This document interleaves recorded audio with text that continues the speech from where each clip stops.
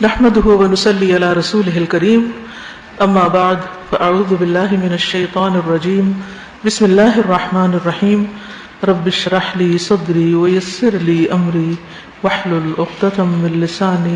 سیدنا انس بن مالک رضی اللہ عنہ نے بیان کیا کہ رسول اللہ صلی اللہ علیہ وسلم نے فرمایا، اللہ تعالیٰ اپنے بندے کی توبہ پر اس سے زیادہ خوش ہوتا ہے جیسے تم میں سے کوئی شخص صحرا میں اپنا اونٹ کھو دے اور پھر اچانک وہ اپنے کھوئے ہوئے اونٹ کو پا لے. اسے بخاری نے روایت کیا ہے. یہ جو دوسری حدیث ہے اس کا تھوڑا سا پس منظر اور جان لیجئے. نبی صلی اللہ علیہ وسلم نے فرمایا، اپنے بندے کی توبہ سے اللہ تعالیٰ اس شخص سے بھی زیادہ خوش ہوتا ہے جس نے کسی پرخطر جگہ پر پڑاؤ کیا ہو، یعنی کسی جنگل میں ہو یا کسی خطرناک جگہ پر، اس کے ساتھ اس کی سواری بھی ہو اور اس پر کھانے پینے کی چیزیں موجود ہوں. وہ سر رکھ کر سو گیا ہو اور جب بیدار ہوا تو اس کی سواری غائب ہو. ایسے ہی ہے جیسے آپ کہیں پکنک پہ جائیں اور وہاں پر کھیل کود کے بعد آپ تھوڑی دیر کے لیے کسی درخت سے نیچے سو جائے، اٹھے تو دیکھیں کہ سب جا چکے اور آپ صرف اکیلے ہیں وہاں پر. یعنی صرف اس کیفیت کو محسوس کیجئے.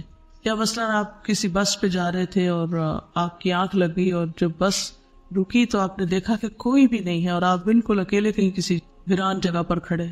اسی طرح ایک شخص جو اس کیفیت میں ہو، یہ خطرے کی جگہ ہے، کھانا پینا بھی اونٹنی پر ہے اور وہ سویا تو اونٹنی غائب اور اب کوئی بھی چیز اس کے پاس نہیں، اس کو اپنی موت سامنے نظر آ رہی ہے. آخر جب اس پر گرمی اور پیاس کی شدت ہو جاتی ہے یا کسی ایسی چیز کی جو اللہ چاہے تو وہ کہتا ہے میں واپس اسی جگہ جاتا ہوں جہاں سے سواری گم ہوئی. کیونکہ جب کوئی چیز گم ہوتی ہے تو انسان گھومنا پھرنا شروع کر دیتا ہے، ڈھونڈنے لگتا ہے. تو انسان واپس کہتا ہے پھر وہی جاتا ہوں جہاں سے گمی تھی. پھر وہ وہاں گیا اور سو گیا کیونکہ اب کچھ اور کرنے کو نہیں تھا یا تھک گیا تھا ڈھونڈ ڈھونڈ کر، اس لیے دوبارہ سو گیا. پھر جو نیند سے سر اٹھایا تو دیکھا کہ اس کی سواری کھانا پینا لیے ہوئے وہاں دوبارہ کھڑی ہے، لوٹ آئی ہے، واپس آ گئی ہے، گمی ہوئی چیز مل گئی ہے. تو خیال کرو اس کو کس قدر خوشی ہوگی کہ ایسی بے بسی کے وقت میں اچانک وہ چیز سامنے آ جائے جسے آپ تلاش کر رہے ہیں، تو خوشی کا کیا عالم ہوگا. تو بالکل اسی طرح ایک بندہ جب گناہ کرتا ہے، اللہ کے راستے کو چھوڑ دیتا ہے، صراط مستقیم سے ہٹ جاتا ہے، تو کیا ہوتا ہے؟ وہ راہ گم کر بیٹھتا ہے، بھول جاتا ہے.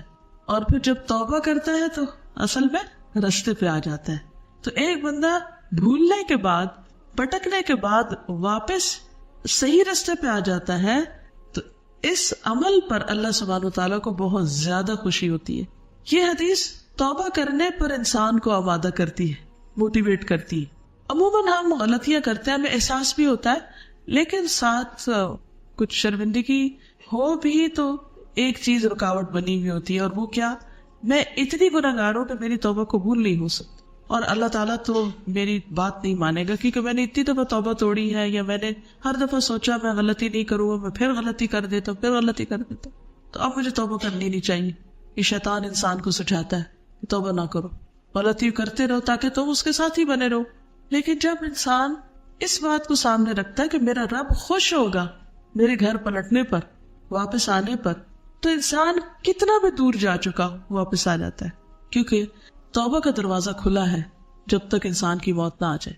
اللہ تعالیٰ اپنے بندے کی توبہ قبول کرتا ہے. اس لیے گناہ کتنا بھی بڑا کیوں نہ ہو، کیسا بھی کیوں نہ ہو، کتنا بھی بڑا، کچھ بھی آپ زندگی میں کر چکے، اس پر بس نادم ہونے کی ضرورت ہے، شرمندہ ہونے کی ضرورت ہے اور واپس پلٹنے کی ضرورت ہے. اللہ تعالیٰ معاف کرنے والا ہے. لا تقنطوا من رحمت اللہ ان اللہ یغفر الذنوب جميعا. اللہ کی رحمت سے مایوس نہیں ہونا چاہیے. اللہ تعالیٰ اپنے بندے کی توبہ قبول کرتا ہے، خواہ کوئی شرک کرنے والا ہو، کفر کرنے والا ہو، قتل کر چکا، کچھ بھی کر چکا، لیکن اگر وہ سچے دل سے پلٹتا اور شرمندہ ہو کر پلٹتا ہے تو اللہ تعالیٰ اس کو معاف کر دیتا ہے. تو توبہ میں دیر نہیں لگانی چاہیے، کیونکہ گناہ تو گناہ ہے ہی، اور جو گناہ ہے اس کی پکڑ تو ہونی ہی ہونی ہے اگر توبہ نہیں کی. اپنے اوپر ہی پلٹنا ہے اس نے، کرنے والے پر ہی آنا ہے اس نے لوٹ کے، اس کو بھگتنا پڑے گا اس کو. تو بہتر ہے کہ اس کو اپنے سے دور کر دے، ہٹا دے، توبہ کر لے. اور توبہ کا لفظ جو ہے یہ تابہ یتوبو سے ہے، اور اس کا معنی ہوتا ہے پلٹ آنا، واپس آنا، گناہ کو احسن طریقے سے چھوڑ دینا، گناہ کے راستے کو چھوڑ دینا. انسان جب کوئی غلطی کرتا ہے تو عام طور پر جب اسے احساس ہوتا ہے تو پھر وہ معذرت کرتا ہے، ایکسکیوز کرتا ہے، سوری کرتا ہے، ہوتا ہے نا، بندوں کے حق میں ہو جائے یا اللہ کے حق میں ہو جائے، کچھ بھی. تو اس کی 3 طریقے ہوتے ہیں. ایک ہوتا ہے کہ انسان یہ کہتا ہے کہ میں نے نہیں کیا، میں نے اس قصور کو اپنے سے ہٹانے کے لیے جھوٹ بولتا ہے. ہوتا ہے نا کئی لوگ اگر انہیں کہا جائے کہ یہ کیوں کیا تو وہ ایک دم انکار کر دیں گے، مکر جائے گے جسے کہتے ہیں نا، کہتے ہم نے کیا ہی نہیں. تو آپ کا کیا خیال ہے کہ اگر کوئی شخص یہ کہے میں نے کیا ہی نہیں تو اس کی معافی ہو جائے گی؟ ایک چوری اوپر سے سینہ زوری، ایک غلط کام اوپر سے جھوٹ، گناہ پر گناہ، اندھیرے پر اندھیرا. دوسرا کیا ہے کہ انسان اپنی ایکسپلینیشن دیتا ہے کہ اس وجہ سے کیا ہے. ہاں میں نے کیا ہے، لیکن مثلاً کسی نے چوری کی ہو تو وہ اعتراف کر لے اور ساتھ کہے کہ ہاں میں نے کی ہے لیکن میں بھوکا تھا اس لیے میں نے یہ کر لی. جس کی چوری کسی انسان کی یا اللہ کے حق میں کوئی کمی ہو گئی تو انسان اپنے الفاظ اور وہ سے بول کے کہ اللہ میں کمزور ہوں، میں پھسل گیا، مجھ سے بھول ہو گئی وغیرہ وغیرہ، جو بھی اچھے الفاظ وہ بول سکتا ہے اپنے رب کے سامنے. تیسرا یہ ہے کہ وہ کہتا ہے کہ ہاں میں نے غلطی کی لیکن آئندہ نہیں کروں گا، اب میں اس راستہ چھوڑنا چاہتا ہوں، میں واپس آنا چاہتا ہوں. تو آپ سوچیے جیسے کوئی بچے گھر سے بھاگ جاتے ہیں نا تو ماں باپ کے لیے کتنا تکلیف دہ ہوتا ہے، کتنا دکھ ہوتا ہے نا. حدیث میں آتا ہے نا انت و مالک لابیک کا، تم اور تمہارا مال تم اپنے باپ کے ہو، یعنی ملکیت ہو. تو کوئی غلام بھاگ جائے یا کوئی اولاد بھاگ جائے یا کوئی بھی، تو آپ سوچیے کہ وہ کس قدر تکلیف دہ بات ہے. لیکن عموماً بھاگے ہوئے لوگ واپس کیوں نہیں پلٹتے؟ کیا وجہ ہوتی؟ شرمندگی کی وجہ سے، یا پھر یہ کتنا حوصلہ نہیں ہوتا کہ وہ معافی مانگ لیں یا توبہ کر لیں، یا پھر لوگ معافی نہیں کرتے ان کو. ایک اور بڑی غلطی ہوتی ہے.